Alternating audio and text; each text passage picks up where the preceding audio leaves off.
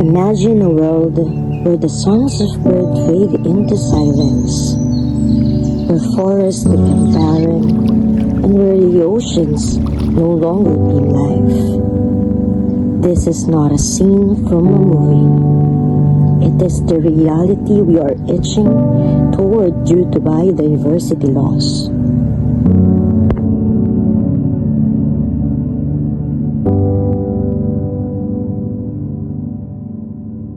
And today, we will explore the causes, effects, and possible solutions to biodiversity loss. It is not just an environmental issue. It is the crisis that everyone affects us. The question is, will we act before it's too late? Let's find out together.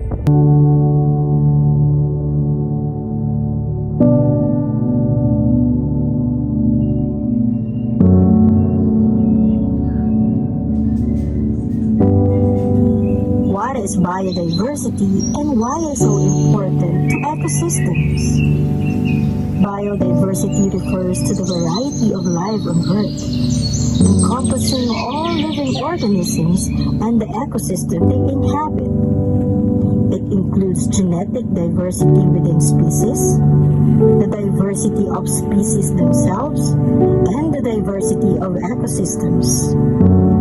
Biodiversity is essential for maintaining the health and resilience of ecosystem, and it supports various services that humans rely on, including food, clean water, and medicines.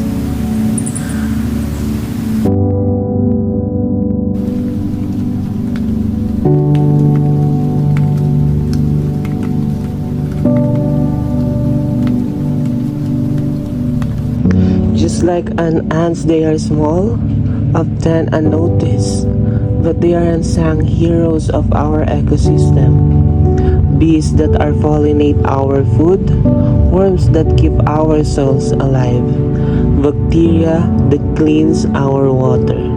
Without them, everything's collapsed. The loss of biodiversity isn't just a local issue. It's global. What happened to a forest in one country can affect the food supply in another.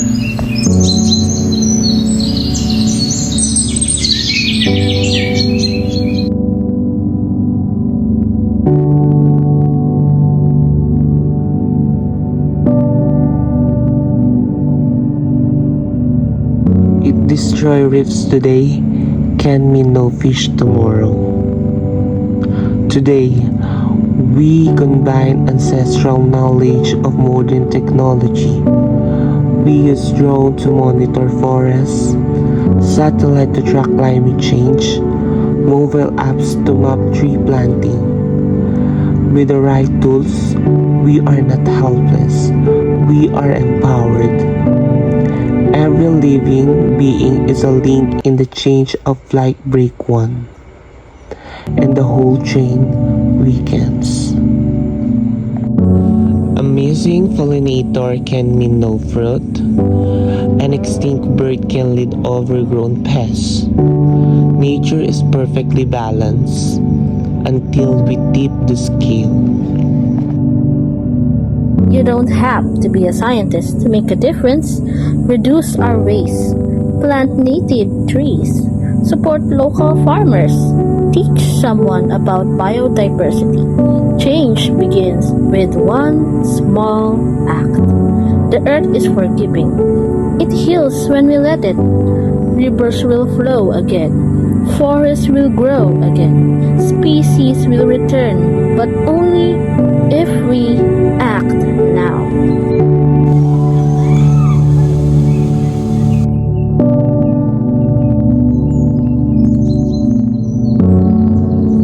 What will the earth remember us for?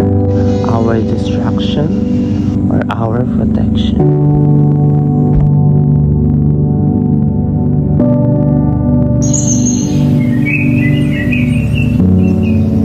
As we face new challenges, our community is taking action. Our biodiversity is in danger. Forests are being cleared. Waters are being polluted.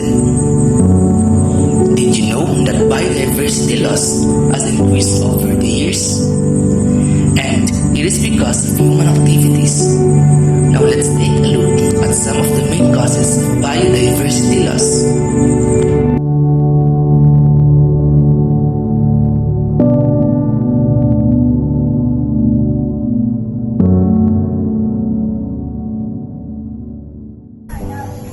Pollution is one of the leading causes of biodiversity loss because it harms the ecosystems and the organisms that live in them.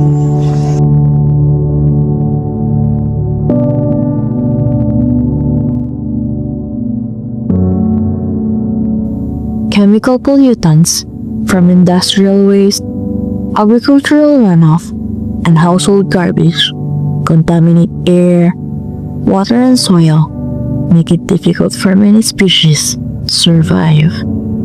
For example, pesticides and fertilizers used in farming can wash into rivers and oceans, leading to water pollution that kill fish and destroy aquatic habitats. Air pollutions from factories and vehicles can also damage forests and acidify water bodies, affecting plant and animal life.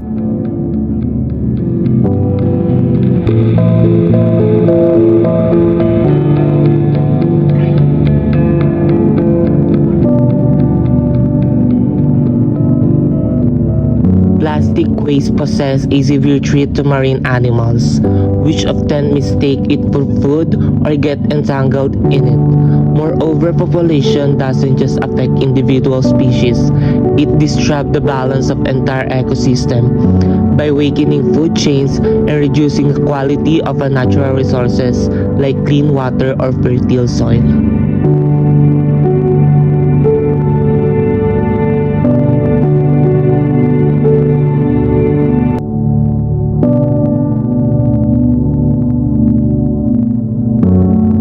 Destruction of habitat is considered the second leading causes of biodiversity loss because it directly removes or alters the natural environments that plant, animals, and microorganisms rely on for survival.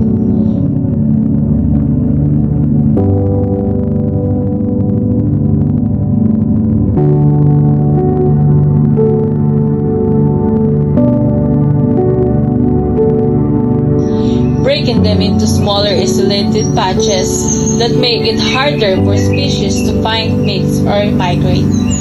This leads to a decline in population sizes and weakens genetic diversity, making species more vulnerable to diseases and climate change. Because so many species are specially adapted to live in specific habitats, their survival becomes nearly impossible once those habitats are destroyed or degraded, and making habitat destruction a major threat to global biodiversity.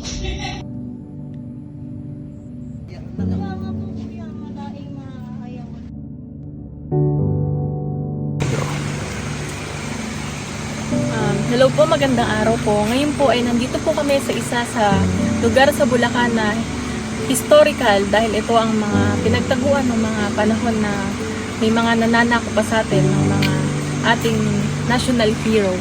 At ito po si ate, ang kasama ko po. At siya po ang tourist guide namin dito. At ate, okay lang po ba na matanong ko po kayo ng mga ilang katanungan about po dito? Okay lang. Unang tanong po ate, ano po yung mga ways nyo para mapanatili pa rin pong maganda at maayos ang lugar na ito? Isa sa kilalang kilala sa Bulacan dahil sa kwento ng historical story po dito.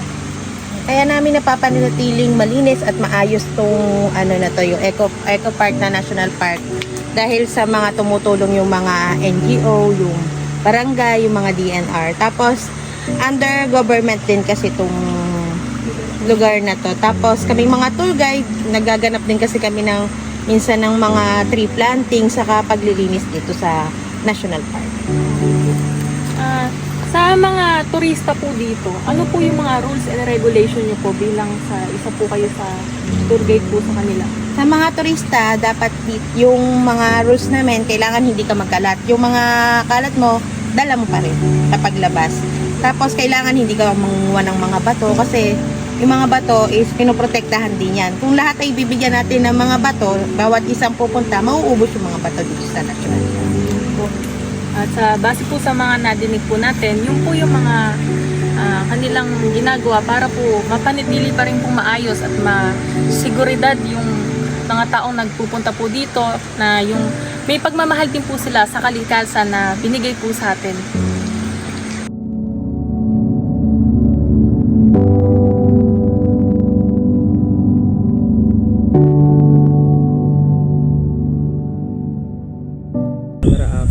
Overexploitation of the natural environment is considered the third major cause of biodiversity loss because it puts unsustainable pressure on ecosystem and species. This happened when humans harvest resources such as fish, timber, wildlife, and plants faster than nature can replenish them. Overfishing, for instance, has led to collapses of many fish populations, while excessive hunting and poaching have driven some animal species to the brink of extinction. Logging forests for timber or clearing them for fuel also destroys critical habitats and reduces biodiversity. Additionally, the illegal wildlife trade targets rare and endangered species, removing them from their natural ecosystem and disrupting ecological balance.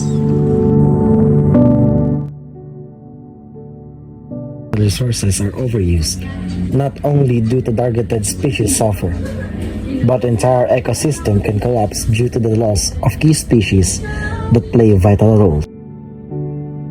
This reckless explanation often drives by economic gain or survival needs, significantly contributes for rapid decline of biodiversity across the globe. One of the most effective ways to prevent biodiversity loss is through the protection and restoration of natural habitats. Government and conservation organizations can establish more protected areas such as natural national parks, marine sanctuaries, and wildlife reserves, where ecosystem can thrive without human interference. Reforestation and habitat restoration projects can also help rebuild damaged ecosystem and provide homes for endangered species. This action creates safe space for wildlife and allow nature to recover from past damage. Reducing pollution is another key solution. Laws and regulations should limit the release of harmful chemicals into the environment, while industries and communities must adopt cleaner and more sustainable practices. For example, reducing plastic use, improving waste management, and using eco-friendly agricultural methods will reduce the pollution that harms ecosystem. Cleaner air, water, and soil will create a healthier environment for both humans and wildlife. sustainable use of natural resources is equally important. Government must enforce strict regulations against overfishing, illegal logging, and poaching at the same time. Communities that rely on natural community resources for survival should be supported in adopting sustainable practices. Eco-friendly farming, responsible tourism, and community-based conservation program are all effective ways to balance human needs with environmental protection. Education and awareness also play a crucial role in solving biodiversity loss. People must understand the importance of biodiversity and how their actions affect the environment. Schools, media, and advocacy campaigns can help spread this knowledge and inspire individuals to make environmentally conscious choices. When people are informed, they are more likely to support conservation efforts and take part in protecting nature. Biodiversity is more than just a collection of species. It is the story of life itself. As we lose it, we lose part of that story. Pieces of beauty, knowledge, and connection. What kind of legacy do we wish to leave behind? The choices that we make today will echo for centuries. Let them be choices rooted in respect, protection, and hope for the natural world.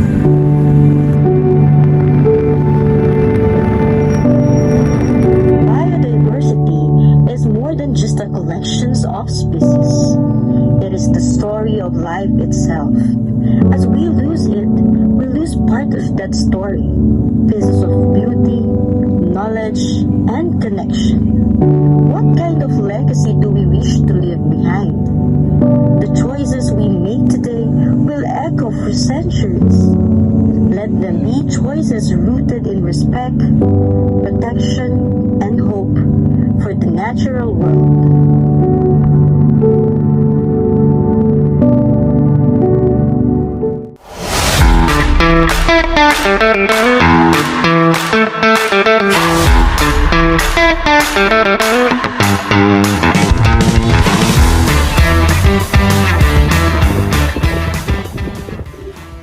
Good day, everyone.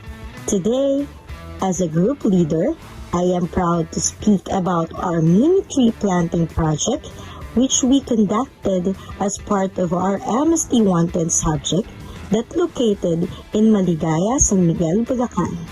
This activity was not just about planting trees. It was a statement of our commitment to protect our environment and take actions against the growing issue of biodiversity loss. Through this project, we learned that every tree we plant plays a vital role in restoring habitats, preventing soil erosions, and supporting the diverse life forms that make up our ecosystem.